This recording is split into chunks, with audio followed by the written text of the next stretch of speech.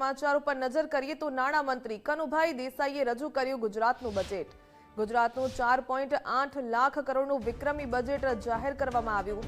અમદાવાદને Olympic ready city બનાવાશે. નાણામંત્રી કનુભાઈ દેસાઈએ રજૂ કર્યું રાજ્યનું બજેટ, જેમાં ગરીબ, યુવા, અન્નદાતા અને નારી શક્તિ પર ફોકસ કરવામાં આવ્યું. ભારત વિશ્વની ચોથી મોટી અર્થવ્યવસ્થા બન્યું તેવું પણ જણાવ્યું.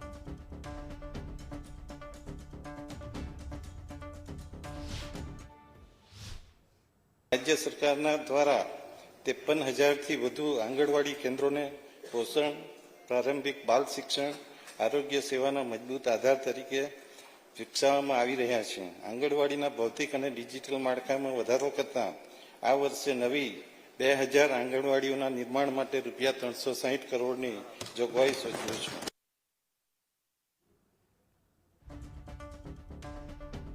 Institute of kidney disease and research centre Ahmedabad ખાતે IVF સગવડ ઉપલબ્ધ કરાવવામાં આવી રહી છે. આ સેન્ટરના વિસ્તૃતીકરણ ઉપરાંત સુરત, ભાવનગર અને જામનગર ખાતે આ પ્રકારની સુવિધા શરૂ કરવાનું આયોજન છે. તો કોમનવેલ્થ ગેમ્સની યજમાની માટે ગુજરાત તૈયાર હોવાનું નાણામંત્રીએ કહ્યું. રાજ્યના 15 તાલુકામાં લાઇબ્રેરી સ્થાપવાની પણ જાહેરાત કરવામાં આવી. નમો સરસ્વતી વિજ્ઞાન સાધના યોજના માટે 250 કરોડની જોગવાઈ કરવામાં આવી. બજેટમાં દિવ્યાંગજન વિદ્યાર્થીઓને ટ્રાન્સપોર્ટ એસ્કોર્ટ એલાઉન્સ મળશે. કૌશલ્ય રોજગાર મિશનને વેગ આપવા 226 કરોડની બજેટમાં જોગવાઈ કરવામાં આવી.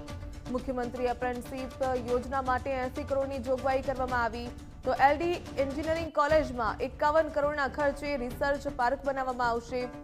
વાત કરીએ સુરત, વડોદરા, મહેસાણા, રાજકોટમાં પણ આઈ હબ સુવિધા ઉપલબ્ધ કરાવાશે. સ્ટાર્ટઅપ આઈ હબ રિજનલ સેન્ટર માટે 80 કરોડની બજેટમાં જોગવાઈ કરવામાં આવી.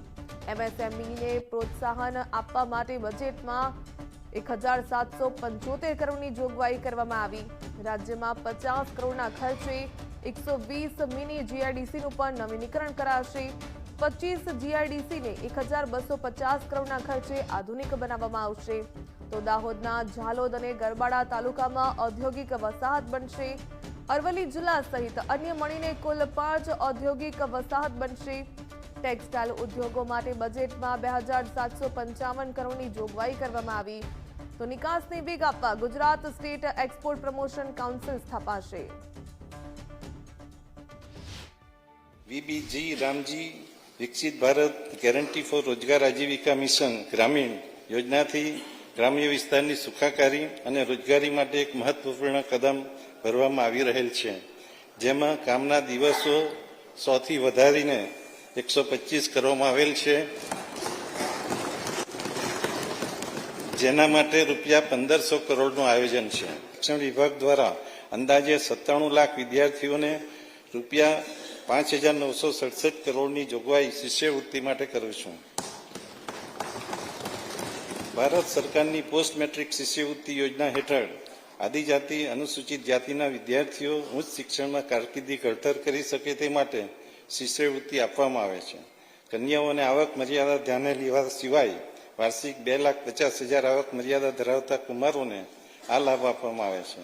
આ વર્ષે આ વિશેષ શિષ્યવૃત્તિનો લાભ વધુ કુમાર વિદ્યાર્થીઓને પહોંચાડવા તેમની વાર્ષિક આવક મર્યાદા 2,50,000થી વધારીને 6 લાખ કરવામાં આવે છે. એકલવ્ય મોડેલ રેસિડેન્શિયલ શાળાઓ અને કન્યા સાક્ષરતા શાળાનો અભ્યાસ કરતા 21,770 આદિજાતિ વિદ્યાર્થીઓ માટે વિદ્યાર્થી દીઠ અપાતી નિભાવ ગ્રાન્ટ 70,000માં રૂપિયા 10,000નો વધારો કરી રૂપિયા 80,000 કરવાની જાહેરાત કરું છું. અતિ આધુનિક ઇન્ફ્રાસ્ટ્રક્ચર સાથે આવકારદાયક વાતાવરણમાં શિક્ષણ મળી રહે એ માટે વધુ 926 PMશ્રી શાળાઓ શરૂ કરવામાં આવશે. માનનીય અધ્યક્ષશ્રી, એક કેમ્પસ અવિરત શિક્ષણ મજબૂત ભવિષ્યના ધ્યેય સાથે બાળવાટિકાથી ધોરણ 10 સુધી વિદ્યાર્થીઓના અભ્યાસમાં તૂટ ન પડે એ માટે સંકલિત શાળાઓ બનાવવાની જાહેરાત કરું છું. જેનાથી શિક્ષણમાં ગુણવત્તા અને સ્થિરતા જળવાઈ રહે તેના માટે રૂપિયા 120 કરોડની જોગવાઈ સૂચવું છું. ગાંધીનગર ખાતે દેશની સૌથી મોટી અને અતિ આધુનિક નમો સેન્ટ્રલ લાઇબ્રેરી સ્થાપવામાં આવશે. જેમાં અભ્યાસ અને વાંચનની સુવિધાઓ ડિજિટલ સ્વરૂપે ઉપલબ્ધ કરવામાં આવશે. જેના માટે આ બજેટમાં રૂપિયા 100 કરોડની જોગવાઈ સૂચવું છું. તેમજ આદિજાતિ વિસ્તારના તમામ તાલુકામાં ભગવાન બિરસા મુંડા લાઇબ્રેરી ઊભી કરવાના આયોજનના ભાગરૂપે આ વર્ષે 15 તાલુકાઓમાં લાઇબ્રેરી સ્થાપવાની જાહેરાત કરું છું. નમો સરસ્વતી વિજ્ઞાન સાધના યોજના દ્વારા વિદ્યાર્થીઓને વિજ્ઞાન પ્રવાહમાં પ્રવેશવામાં રસ લીધેલ છે, જેના કારણે છેલ્લા 2 વર્ષમાં કુલ પ્રવેશમાં 19% જેટલો વધારો થયેલો છે, જે માટે રૂપિયા 250 કરોડની જોગવાઈ સૂચવે છે. કૌશલ્ય તાલીમ આપવાના હેતુથી મુખ્યમંત્રી એપ્રેન્ટિસ યોજના હેઠળ 1 લાખથી વધુ એપ્રેન્ટિસ તાલીમ મેળવે છે. આ યોજના સેવા ક્ષેત્ર દ્વારા પૂરા પાડવામાં આવતા એપ્રેન્ટિસ કાર્યક્રમોને પણ આગળ વધારવામાં મદદરૂપ બનશે. આ તાલીમાર્થીઓને માસિક રૂપિયા 3000 સુધીની સહાય માટે રૂપિયા 80 કરોડની જોગવાઈ સૂચવે છે. રાજ્યની સરકારની નીતિઓથી યુવાનોને વિચારથી વ્યવસાય સુધીનું પ્રોત્સાહન મળી રહ્યું છે. યુવાનોની નવીન વિચારશક્તિ, ટેકનોલોજી પ્રત્યેની અભિરુચિ અને સાહસના કારણે અત્યાર સુધી આશરે 16,000 જેટલા સ્ટાર્ટઅપ નોંધાયેલા છે, જેના પરિણામે રાજ્યને ભારત સરકાર દ્વારા બેસ્ટ પરફોર્મન્સ સ્ટેટનો એવોર્ડ મળેલ છે, જે બદલ રાજ્યના યુવાનોને અભિનંદન આપું છું. માનનીય અધ્યક્ષશ્રી, દેશના ઔદ્યોગિક ઉત્પાદનમાં 19% યોગદાન સાથે ગુજરાત રોજગારી સર્જન માટે ખૂબ જ મહત્વનું એમએસએમઈ ઇકોસિસ્ટમ ધરાવે છે. 29 લાખથી વધુ એમએસએમઈ રજીસ્ટ્રેશન ધરાવતા અગ્રેસર રાજ્યોની સૂચિમાં ગુજરાત સ્થાન ધરાવે છે. આ એકમોને પ્રોત્સાહન આપવા માટે Aatmanirbhar Gujarat scheme for assistance to MSME માટે રૂપિયા 1,775 કરોડની જોગવાઈ સૂચવે છે. આદિવાસી વિસ્તારોમાં ઔદ્યોગિક પ્રોત્સાહન આપવા તેમજ રોજગારીની તકો મળી રહે તે માટે દાહોદ જિલ્લાના ઝાલોદ અને ગરબાડા તાલુકામાં 2 તથા અરવલ્લી જિલ્લા સહિતના અન્ય તાલુકાઓમાં 3 એમ 5 નવી ઔદ્યોગિક વસાહતો સ્થાપવાની જાહેરાત કરું છું. રાજ્યના ટેક્સટાઇલ ઉદ્યોગને વૈશ્વિક સ્તરે સ્પર્ધાત્મક બનાવવા માટે ગુજરાત ટેક્સટાઇલ પોલિસી અંતર્ગત રૂપિયા 67,000 કરોડથી વધુનું રોકાણ થયેલ છે, જેના લીધે 2 લાખથી વધારે પ્રત્યક્ષ રોજગારી સર્જન થયેલ છે. આવનાર સમયમાં આ ક્ષેત્રમાં વધારે મૂડીરોકાણ અપેક્ષિત છે અને તેથી મોટા પાયે પ્રત્યક્ષ રોજગારીનું સર્જન થશે. આ માટે રૂપિયા 2,755 કરોડની જોગવાઈ સૂચવે છે. વરસાદને પરિણામે ખેડૂતોને થયેલા નુકસાનના મદદરૂપ થવા રૂપિયા 11,000 કરોડથી વધુના કૃષિ રાહત પેકેજથી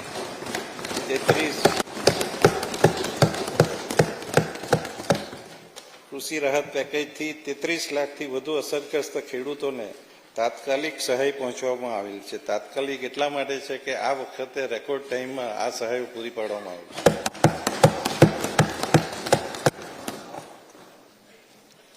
વાવણીથી વેચાણ સુધી ખેડૂતોને સાથે રહી ચડ ઉતર થતા બજારના ભાવોમાં મદદરૂપ કરવા 9,50,000થી વધુ ખેડૂતો પાસેથી રૂપિયા 18,000 કરોડથી વધુની મગફળી, મગ, અડદ, સોયાબીન અને કપાસના ટેકાની ભાવે ખરીદ કરેલ છે. ખેડૂતોને ખેતી ક્ષેત્રે થતો ખર્ચ ઘટાડવા તેમજ પાક ઉત્પાદન અને આવક વધારવા યાંત્રિકીકરણનું મહત્વ છે. Tractor, power trailer, seed drill, harvester જેવા યંત્રો દ્વારા ખેતીકામમાં ઝડપ અને ચોકસાઈ આવે છે. નાના સીમાંત ખેડૂતોના માટે કૃષિ યાંત્રિકીકરણ, વિવિધ ઓજારોની ખરીદીમાં સહાય આપવા રૂપિયા 1,565 કરોડની જોગવાઈ સૂચવે છે.